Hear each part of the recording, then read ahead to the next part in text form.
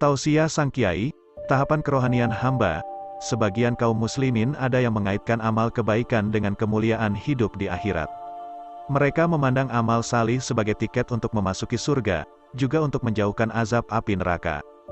Kerohanian orang yang bersandar kepada amal sangat lemah, terutama mereka yang mencari keuntungan dunia dengan amal mereka. Mereka tidak tahan menempuh ujian. Mereka mengharapkan perjalanan hidup mereka selalu selesai dan segala-segalanya berjalan menurut apa yang dirancangkan mulus tanpa kendala, nyaman-nyaman saja, semua serba enak, mudah dan aman. Apabila sesuatu itu berlaku di luar jangkauan, mereka cepat panik dan gelisah. Bala bencana membuat mereka merasakan yang merekalah manusia yang paling malang di atas muka bumi ini. Bila sukses memperoleh suatu kebaikan, mereka merasakan kejayaan itu disebabkan kepandaian dan kebolehan mereka sendiri. Mereka mudah menjadi ego serta suka menyombong, seakan tak ada campur tangan Allah di dalam kejadian yang dialami. Apabila rohani seseorang bertambah teguh, dia melihat amal itu sebagai jalan untuknya mendekatkan diri dengan Tuhan. Hatinya tidak lagi cenderung kepada faedah dunia dan akhirat, tetapi dia berharap untuk mendapatkan karunia Allah SWT, seperti terbuka hijab-hijab yang menutupi hatinya. Orang ini merasakan amalnya yang membawanya kepada Tuhan. Dia sering mengaitkan pencapaiannya dalam bidang kerohanian dengan amal yang banyak dilakukannya seperti berzikir, sholat sunat, berpuasa dan lain-lain. Bila dia tertinggal melakukan sesuatu amal yang biasa dilakukannya atau bila dia tergelincir melakukan kesalahan, maka dia merasa dijauhkan oleh Allah. Inilah orang yang pada peringkat permulaan mendekatkan dirinya dengan Allah melalui amalan tarekat tasawuf. Jadi, ada golongan yang bersandar kepada amal semata-mata dan ada pula golongan yang bersandar kepada Tuhan melalui amal. Kedua-dua golongan tersebut berpegang kepada keberkesanan amal dalam mendapatkan sesuatu.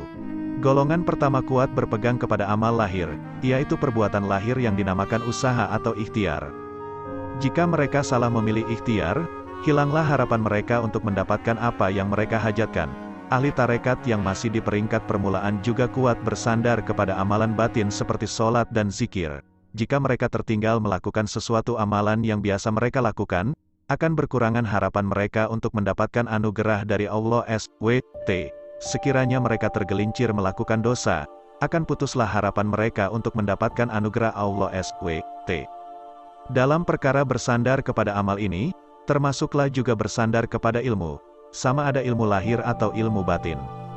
Ilmu lahir adalah ilmu pembahasan dan pengurusan sesuatu perkara menurut kekuatan akal. Ilmu batin pula adalah ilmu yang menggunakan kekuatan batin untuk menyampaikan hajat. Ia termasuklah penggunaan ayat-ayat Al-Quran dan jampi. Kebanyakan orang meletakkan keberkesanan kepada ayat, jampi dan usaha, hinggakan mereka lupa kepada Allah SWT yang meletakkan keberkesanan kepada tiap sesuatu itu.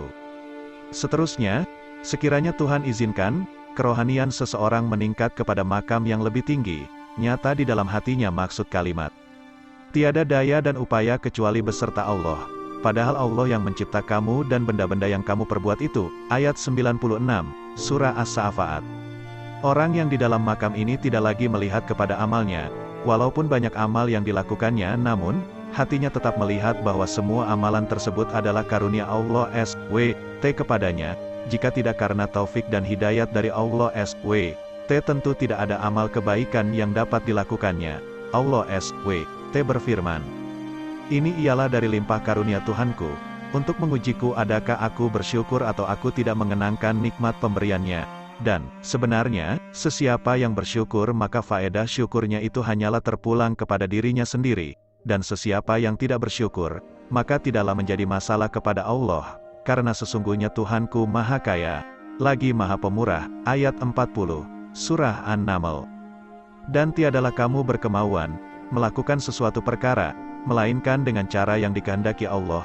Sesungguhnya Allah adalah Maha Mengetahui, lagi Maha Bijaksana, mengaturkan semua perkara yang dikehendakinya. Ia memasukkan sesiapa yang kehendakinya, menurut aturan yang ditetapkan, ke dalam rahmatnya, dengan ditempatkannya di dalam surga. Dan orang-orang yang zalim, Ia menyediakan untuk mereka azab siksa yang tidak terperi sakitnya." Ayat 30 dan 31, Surah Al-Insan. Segala-galanya adalah karunia Allah SWT dan menjadi miliknya. Orang ini melihat kepada takdir yang Allah SWT tentukan, tidak terlihat olehnya keberkesanan perbuatan makhluk termasuklah perbuatan dirinya sendiri.